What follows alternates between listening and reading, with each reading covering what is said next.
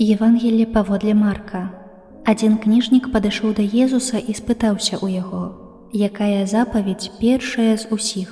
Езус адказаў: «Першая такая: слухай, Ізраэль, Пан Бог наш, Пан адзіны.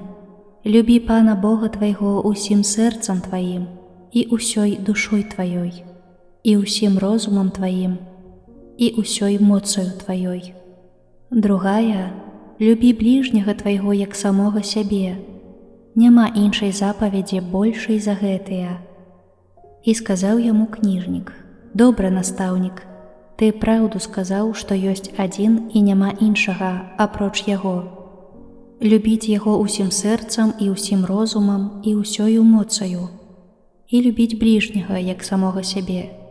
Гэта больш за ўсе ахвяры і ўсе спаленні». А Езус, убачыўшы, што той разумна адказвае, сказаў яму: «Недалёка ты ад валадарства Божага».